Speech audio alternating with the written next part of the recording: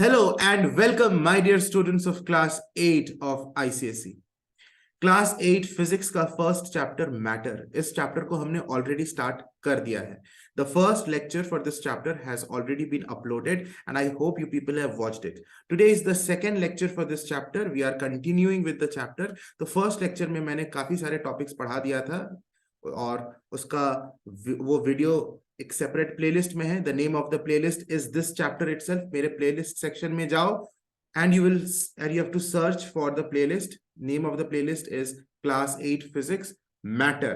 तो उसमें देखना फर्स्ट लेक्चर तुमको मिल जाएगा एंड आज का सेकेंड लेक्चर भी उसी प्लेलिस्ट में अरेंज किया हुआ मिलेगा. And at the end of the first lecture, I had given a homework, a piece of homework. I had asked you people to send me the homework. तो बहुत बच्चों ने होमवर्क सेंड किया और मैंने बोला था कि जो सबसे पहले मुझे होमवर्क सेंड करेगा, I'll take that person's name.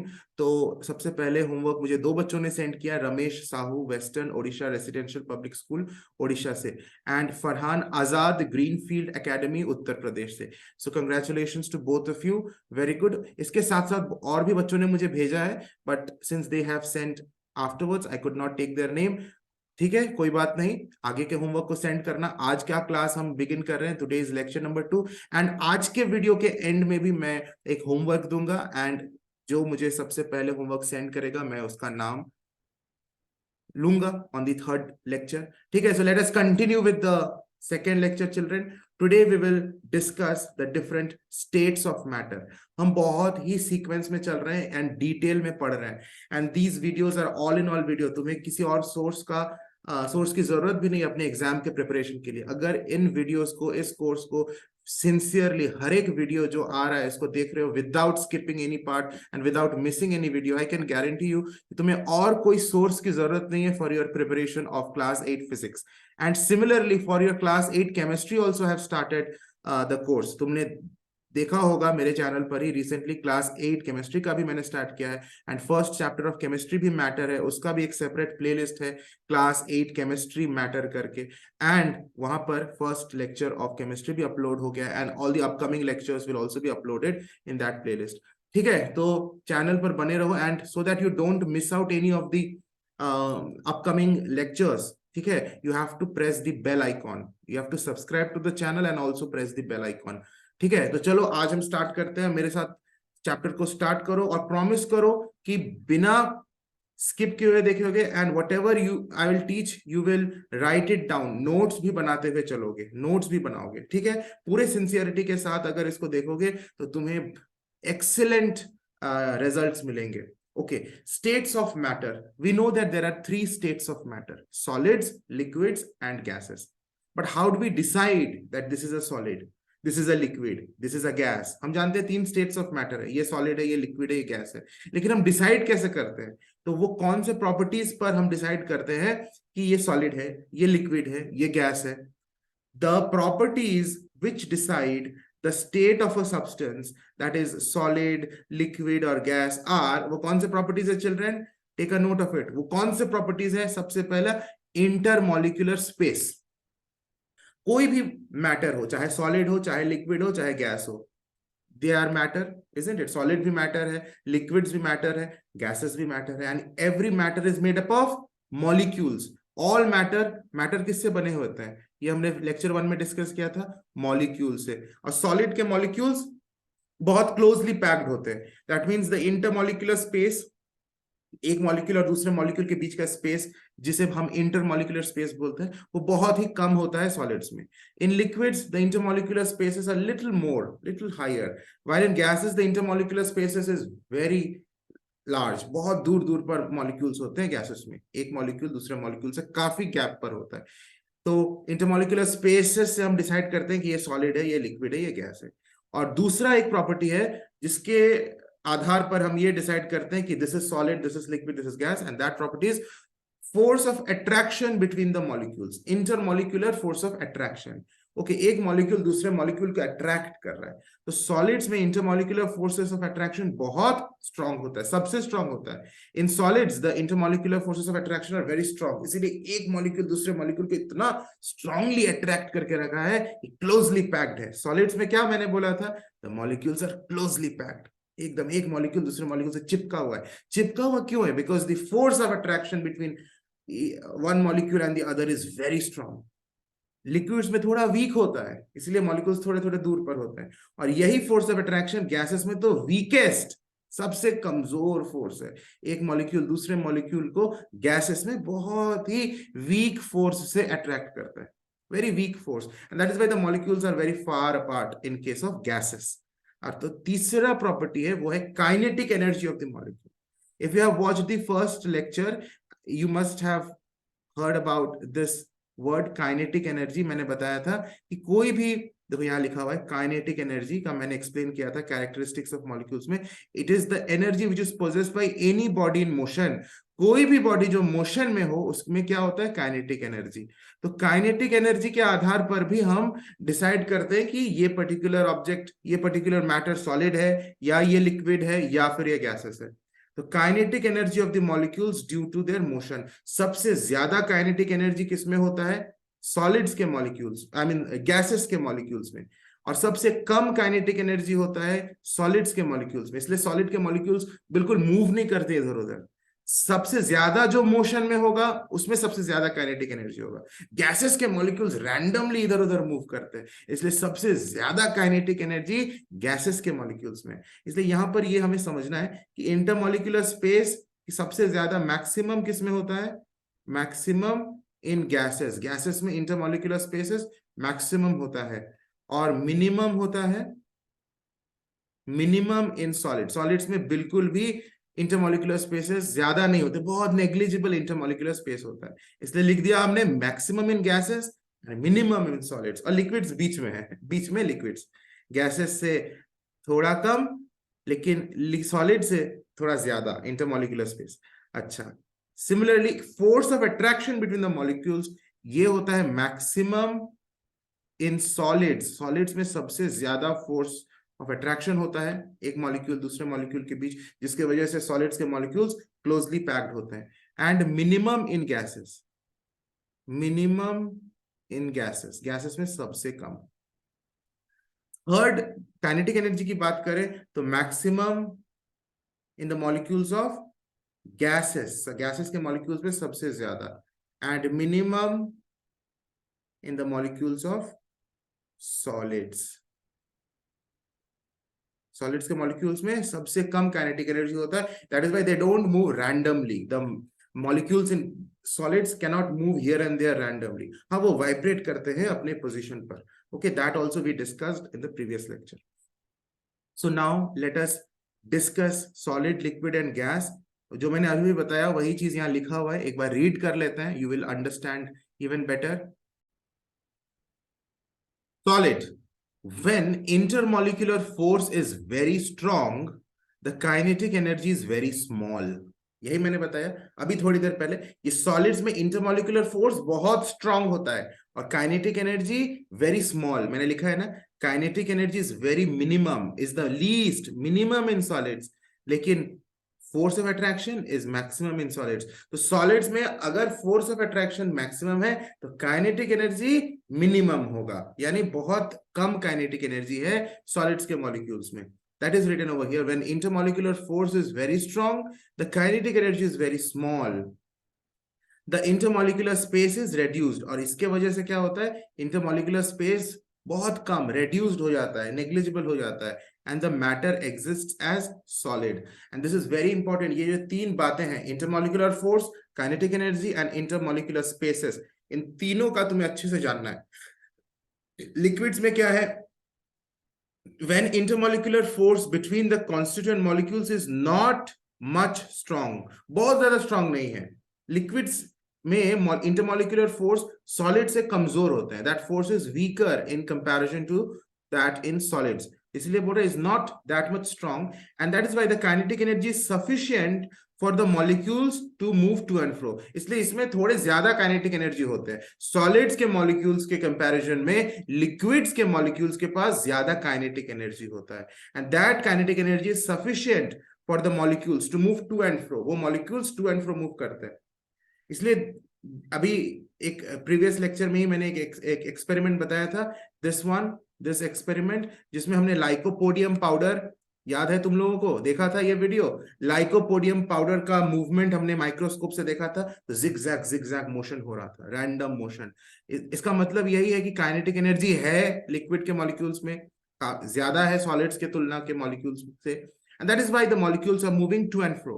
Okay, the inter molecular space is increased, solids की तुलना में, in comparison to solids the intermolecular space is increased, ज्यादा होता है सॉलिड्स के मॉलिक्यूल्स के तुलना में, लिक्विड्स के मॉलिक्यूल्स में इंटरमॉलिक्यूलर स्पेस ज्यादा होता है, and that matter exists as a liquid. Simple. What about gases? Now you know it, अपने वर्ड्स में भी लिख सकते हो।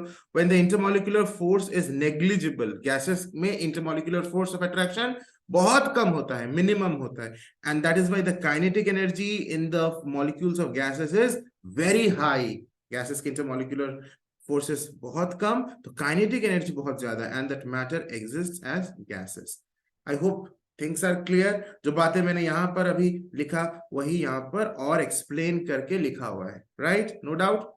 चलो अब हम मॉलिक्यूलर मॉडल स्टार्ट करते हैं, काफी इंपॉर्टेंट टॉपिक है ये, एग्जाम्स में लिखने के लिए आता है। Explain the molecular model of solids, ऐसा क्वेश्चन आता है जिसमें तुम्हें ये 4 पॉइंट्स लिखने होंगे एंड ये डायग्राम भी बनाना होगा मॉलिक्यूल का अरेंजमेंट इन सॉलिड्स। बहुत इजी है children, this is very easy, and I want you people to learn the things in the class itself. Means class मतलब जब इस वीडियो को देख रहे हो तभी इसको याद करो, क्योंकि मैं हर एक चीज को बहुत ज्यादा एक्सप्लेन करके, बहुत बार एक्सप्लेन करके मैं बोल रहा हूं, सो दैट तुम्हारे दिमाग में ये एकदम रिकॉर्ड हो जाए right now itself, the moment you are watching the video.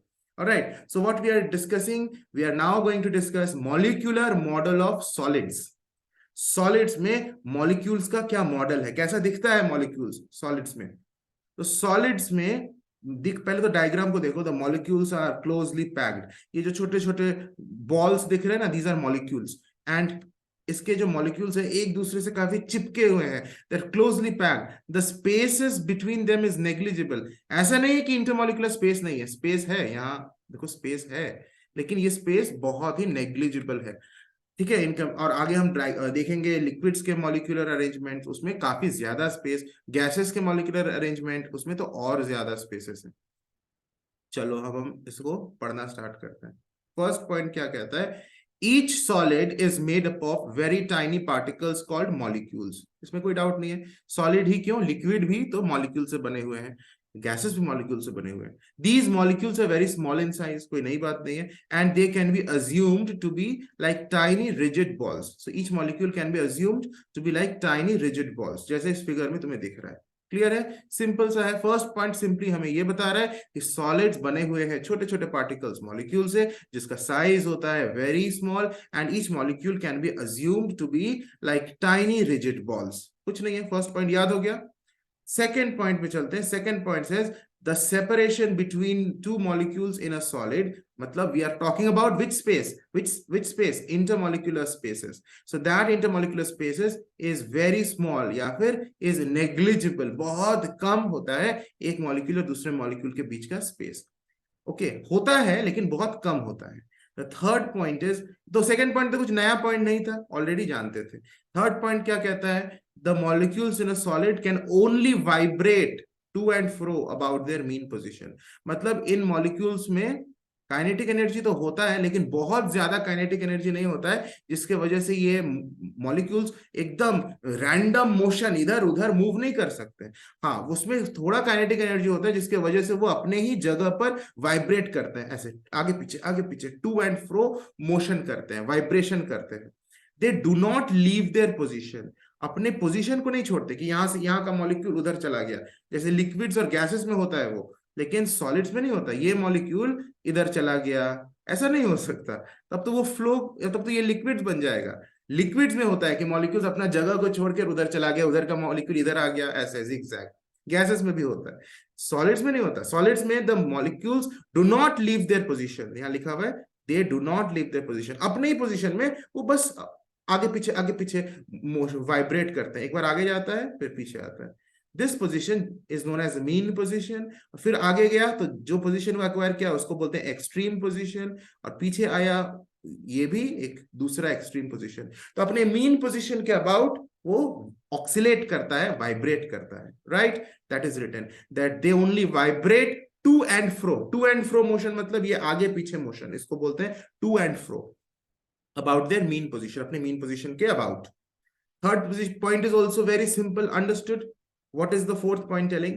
The molecules in a solid are closely packed. कई बार मैंने इस वर्ड को बोला है. And why? Because of the strong attractive forces between them. दोनों एक दूसरे मॉलिक्यूल के बीच में बहुत strong intermolecular force of attraction है, जिसके वजह से वो क्लोजली पैक्ड है. Simple, very simple. तो यहां पर एक इंडिपेंडेंट क्वेश्चन ऐसा बन सकता है ना कि why do the molecules in a solid are closely packed? Why do the molecules in a solid, लिख लो, ये सब सारी चीजें को लिखना जरूरी है, लिख लो. Why do the molecules in a solid are closely packed? This question is a very important question. एक क्वेश्चन मैंने बताया अभी. ओके, ये क्वेश्चन का आंसर क्या होगा? क्यों क्लोजली पैक्ड होता है? ड्यू टू, तुम लिखोगे the molecules in a solid are closely packed due to the strong attractive forces between them. मतलब मॉलिक्यूल्स के बीच का जो फोर्सेस ऑफ अट्रैक्शन है वो बहुत स्ट्रॉन्ग है. No doubt, very simple. चलो फिगर देख लियो. ये डायग्राम एग्जाम में बना सकते हो, कुछ नहीं करना है. कैसे बनाओगे एग्जाम में डायग्राम? एक क्यूबॉइड बनाना सबसे पहले, कुछ इस तरह का एक क्यूबॉइड बना देना, जैसे मैं बना रहा हूं. दो रेक्टेंगल्स, ओवरलैपिंग रेक्टेंगल्स बनाना, फिर इसके ऐसे एंड्स को ज्वाइन कर देना, वर्टेक्स को ज्वाइन करना. मिल गया एक क्यूबॉइड. और फिर क्या करना, इसके अंदर ऐसे गोल गोल गोल क्लोजली पैक्ड सर्कल्स बना देना. एकदम बना लोगे पूरा ऐसे क्लोजली पैक्ड, ठीक है, ऐसे पूरा इसको भर देना. तो ये हो गया हमारा molecules, arrangement of molecules in a solid. ऐसे अच्छे से बनाना, मेरा बहुत सुंदर नहीं बना है, और सुंदर बनाना है. तुम लोग मेरे से अच्छा ड्रॉ कर सकते हो, दैट आई नो. ओके, अब हम आगे बढ़ते हैं. एक बहुत इंपॉर्टेंट क्वेश्चन तुम्हें स्क्रीन पर दिख रहा है. Let me zoom this thing. Question है, why do solids have a definite shape and a definite size? Solids में डेफिनिट शेप, कोई भी सॉलिड हो, जैसे ये सॉलिड है, this cap, this is a solid, it has a definite shape and a definite size. that means it has a definite volume also. So क्यों है इसके पास ऐसा? क्यों ये इसके पास indefinite size नहीं है, या indefinite volume नहीं है, या indefinite shape नहीं है? क्यों इसका shape fixed क्यों है? यही पूछा जा रहा है. तो ये क्वेश्चन एग्जाम में आएगा तो ये लिखना, and it is very simple. कोई भी इसको पढ़कर समझ लेगा. तुम लोग ऑलरेडी इस चीज को जानते हो क्यों ऐसा होता है. The molecules in a solid are in fixed position. क्या सॉलिड के मॉलिक्यूल्स अपनी जगह को छोड़ते हैं? नहीं, नई जगह पर वो वाइब्रेट करते हैं. So they are in, the molecules in a solid always remain in their fixed positions, and due to the strong intermolecular forces, solids के मॉलिक्यूल्स के बीच में जो फोर्सेस ऑफ अट्रैक्शन होता है बहुत स्ट्रॉन्ग होता है, जिसकी वजह से they do not leave their position, अपने पोजीशन को छोड़ते नहीं है. So a solid has a definite shape and a definite volume. मतलब उसका शेप भी फिक्स्ड है और उसका साइज यानी वॉल्यूम भी फिक्स्ड है. तो this is the reason you will not write anything else other than this. ठीक है, उसका fixed shape and fixed size के पीछे क्या रीजन है? Strong intermolecular forces of attraction, जिसके वजह से the molecules do not leave their positions. They vibrate about their mean position, but the molecules do not leave their positions, and that is why the solids have a definite shape and a definite size or definite volume. I hope it is clear. No doubt. लिख रहे हो? जहां video को pause करने की जरूरत है pause करो और उस स्लाइड को लिखो, या फिर स्क्रीनशॉट लेते जाओ, and after watching the video you can take down the notes from this different screenshots. But लिखना तो जरूरी है ही. Molecular model of liquids. अब हमने सॉलिड्स का कर लिया, अब लिक्विड्स का करते हैं. बहुत सिंपल है, बहुत सिंपल है. पहले तो ये मॉलिक्यूलर अरेंजमेंट डायग्राम को देखो लिक्विड्स में. बिल्कुल हमने एक piece of material of a liquid लिया है. This is not a solid. Cuboid का शेप देखकर ये मत सोचो कि ये सॉलिड है, ये लिक्विड है. हाँ, लिक्विड तो ऐसा फिक्स शेप का नहीं हो सकता. हमने एक particular region of a liquid ऐसा इमेजिन किया है. समझ रहे हो? ऐसा क्यूबॉइड शेप का लिक्विड एग्जिस्ट नहीं करता, तो इसको देखकर मत सोचना कि ये कैसे सर ऐसा हो गया, क्यूबॉइड शेप का लिक्विड कहां से मिलेगा। ये लिक्विड क्यूबॉइड शेप का नहीं है। हमने मान लो एक ग्लास लिया है, ग्लास में जो वाटर है उसमें से एक पर्टिकुलर पोर्शन, एक क्यूबॉइड शेप का एक पोर्शन को कंसिडर किया है, इमेजिनरीली एक कंसिडर किया है कि एक थोड़ा सा हिस्सा क्यूबॉइड शेप का उस लिक्विड से हम उसको एग्जामिन कर रहे हैं, उसके मॉलिक्यूल्स को हम ऑब्जर्व कर रहे हैं, कैसा दिख रहा है वो मॉलिक्यूल्स, ये वो फिगर है। Are you getting my point? तो यहां पर देखो मॉलिक्यूल्स के बीच में जो स्पेसेस है, काफी ज्यादा स्पेसेस है, काफी ज्यादा स्पेसेस है, देख रहे हो? सॉलिड्स में तो इतना ज्यादा स्पेसेस नहीं था, मॉलिक्यूल्स बहुत क्लोजली पैक्ड थे, लिक्विड्स में उससे थोड़ा कम क्लोजली पैक्ड है, मतलब स्पेसेस हैं। अब फर्स्ट पॉइंट क्या कहता है, एकदम सेम टू सेम, कि each liquid is made up of tiny particles called molecules, उसमें भी यही था, each solid is made up of tiny particles called molecules. These molecules are very small in size and they are not in rigid arrangement. वहां पर क्या था, rigid कहा गया था। They are like tiny rigid balls. Rigid मतलब कि इसको हम कंप्रेस नहीं कर सकते, हम कंप्रेस नहीं कर सकते, दबा नहीं सकते, रिजिड। लेकिन लिक्विड में ये रिजिड नहीं है, not in a rigid arrangement. तुम यहाँ कंप्रेस कर सकते हो क्योंकि यहाँ काफी ज्यादा स्पेसेस होता है, कंप्रेस कर सकते हो। तो लिक्विड्स आर कंप्रेसिबल, लिक्विड्स को हम कंप्रेस कर सकते हैं। हाँ, बहुत ज्यादा नहीं, गैसेस में तो बहुत ज्यादा हम कंप्रेस कर सकते हैं, लेकिन लिक्विड्स में भी हम कंप्रेस कर सकते हैं थोड़ा बहुत, ठीक है। So they are not in a rigid arrangement. Second point क्या कहता है, the intermolecular space in liquids is more that in solids. Simple है, सॉलिड्स की कंपैरिजन में, सॉलिड्स के तुलना में लिक्विड्स में ज्यादा इंटरमॉलिक्यूलर स्पेसेस होता है, जो तुम्हें दिख रहा है ये spaces. The liquid molecules can move about freely within the boundary of the vessel in which it is kept.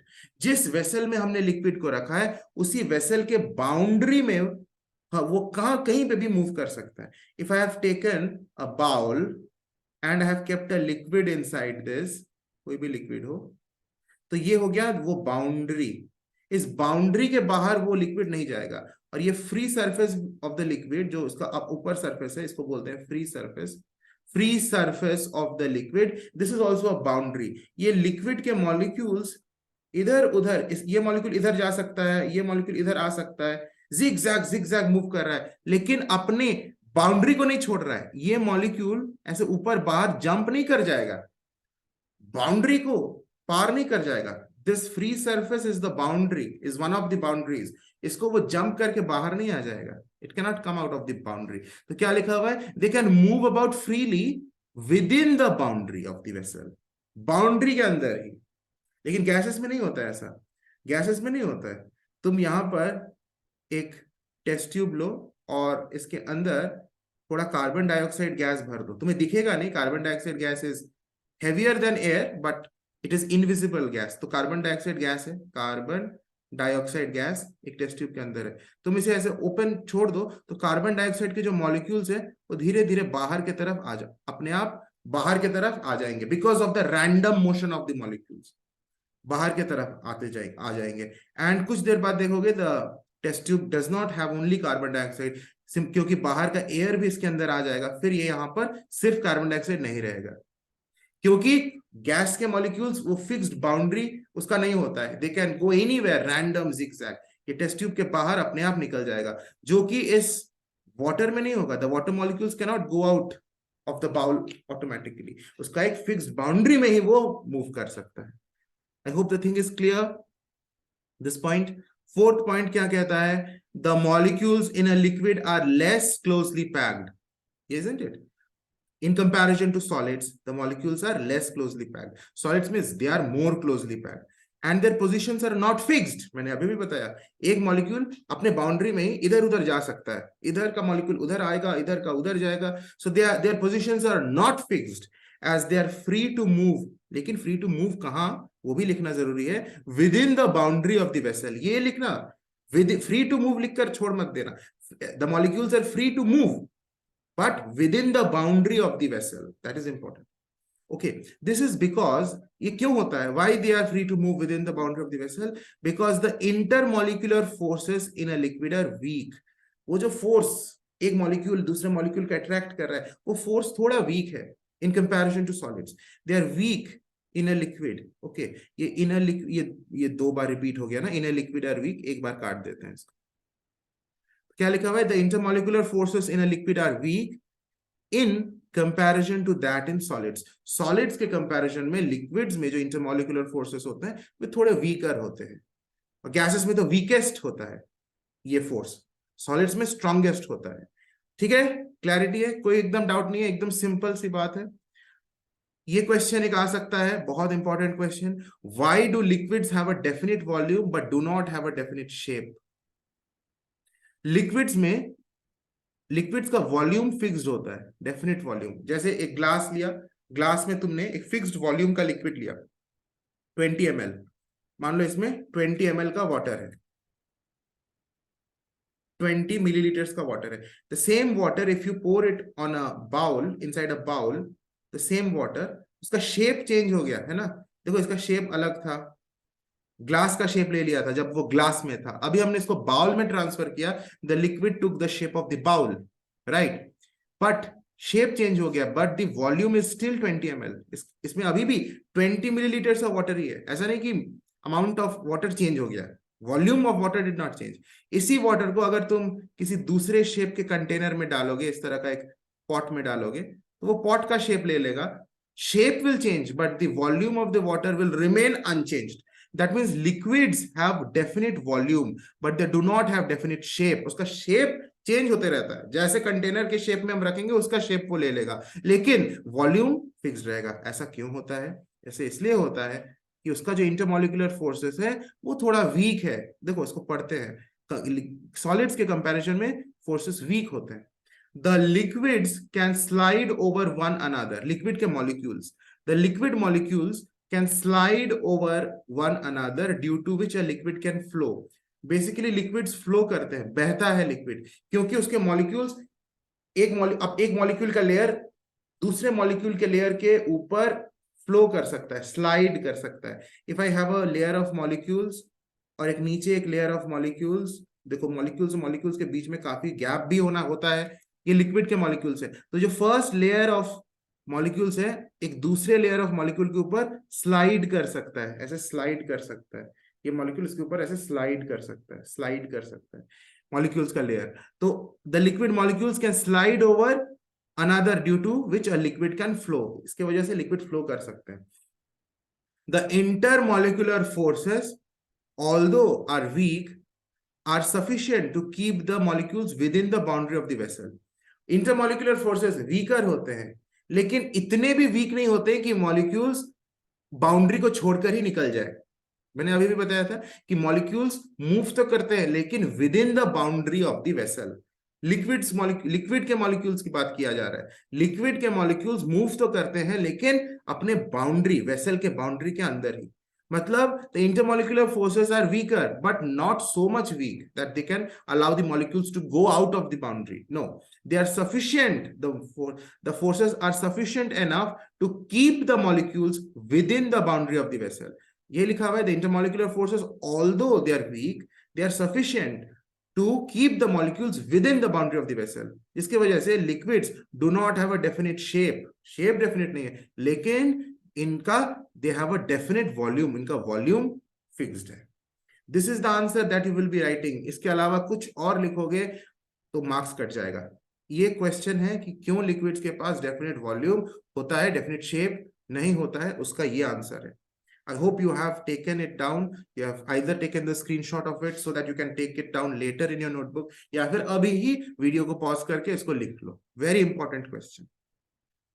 अब हम गैसेस के मॉलिक्यूलर मॉडल में चलते हैं। ठीक है, बढ़ा जाए चिल्ड्रन इसके तरफ। Like solids and liquids, gases are made up of very tiny particles called molecules. बहुत सिंपल, गैसेस भी मॉलिक्यूल से बने हुए हैं। The molecules are very small in size and they can be assumed be like to be non rigid balls. Non rigid gases में तो ये non rigid होगा ही, क्योंकि बहुत ज्यादा गैप होता है एक मॉलिक्यूल से दूसरे मॉलिक्यूल के बीच में। ओके, और इसे हम कंप्रेस कर सकते हैं, इसलिए रिजिड नहीं है, आराम से गैसेस को कंप्रेस किया जा सकता है। तुम खुद कर सकते हो, एक सिरिंज लो, सिरिंज लो, ओके इसका नीडल हटा दो, नीडल हटा दो, this is the piston of the syringe. इसके नोजल को बंद कर दो। सबसे पहले तो क्या करो, इसके अंदर एयर खींच लो, खाली एक सिरिंज लो, उसको एयर उसके अंदर फिल कर लो।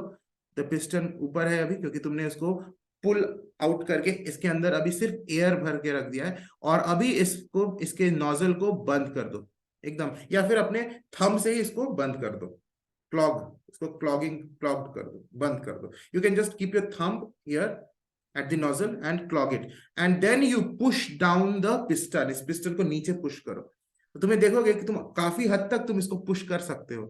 That means the air inside the syringe can be compressed to some extent.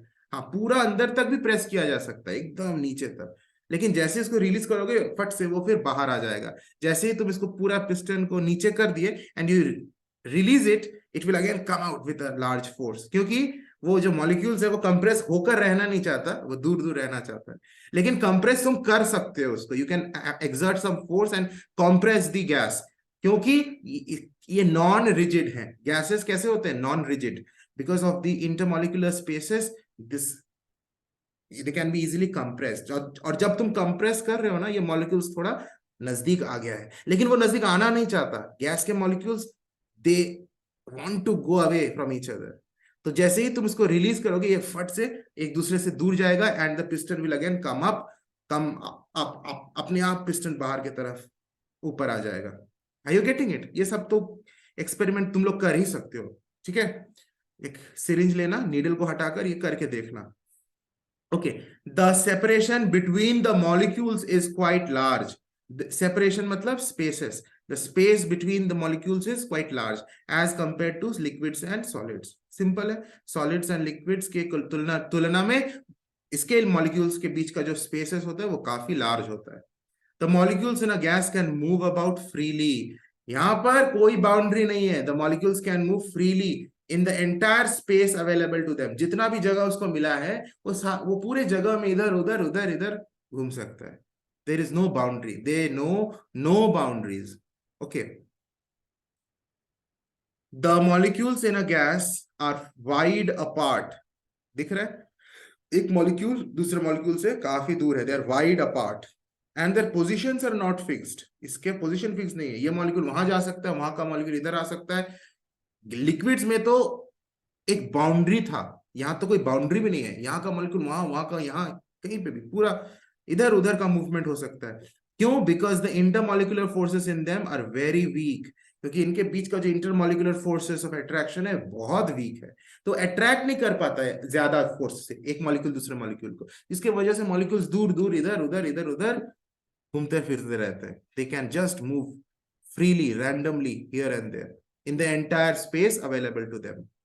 Clear है? बड़ा सिंपल है मॉलिक्यूलर मॉडल ऑफ गैसेस, कुछ नहीं था। अभी ये क्वेश्चन देखो, बिल्कुल उसी तरह का क्वेश्चन है जो हमने ऑलरेडी किया है सॉलिड्स और लिक्विड्स के लिए। व्हाई डू गैसेस, थोड़ा सा इसको नीचे कर, why do gases have neither a definite shape nor a definite volume. Gases का तो फिक्स्ड शेप भी नहीं होता, फिक्स्ड वॉल्यूम भी नहीं होता। क्यों जी, क्यों नहीं होता? The gases are quite, the molecules in gases are quite free to move here and there in the space available to them। अभी भी पढ़ा। Why? Because of their weak intermolecular forces। उनमें intermolecular forces बहुत weak होते हैं, बहुत कमजोर। That is why the gases have neither a definite shape nor a definite volume। Simple है, note it down, very important।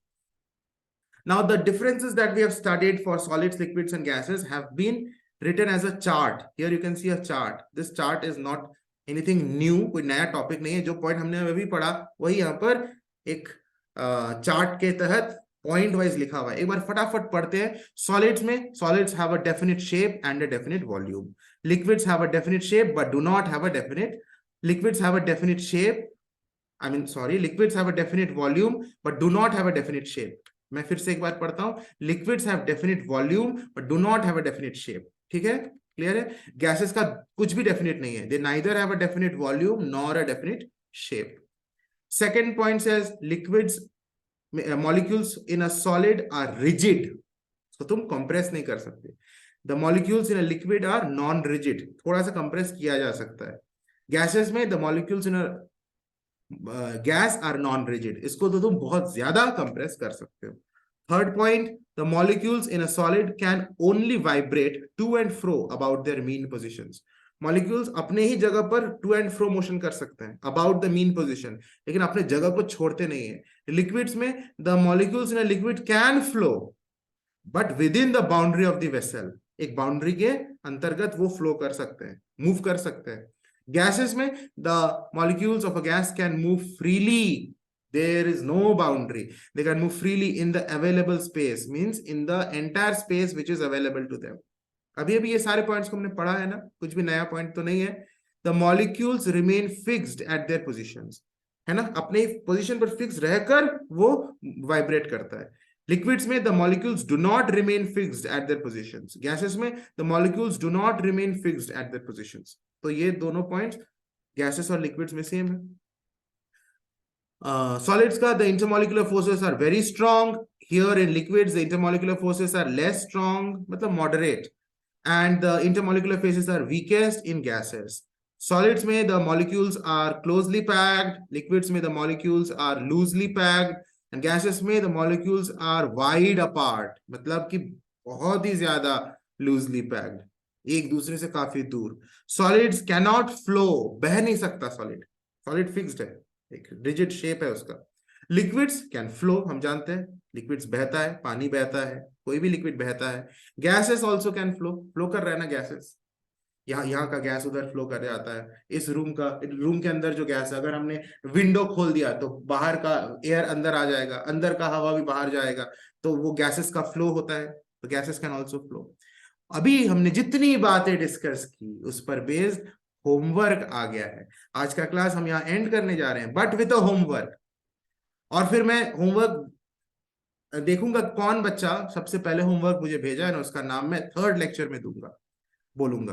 तो आज का होमवर्क बड़ा सिंपल है, 2 क्वेश्चंस है which we have already discussed today। which of the following statements is correct? In 4 statement में कौन सा करेक्ट स्टेटमेंट है बताओ। Solids have definite shape and definite volume. Liquids have definite volume but no definite shape. The gases have definite volume but no definite shape. Liquids have both definite shape and definite volume।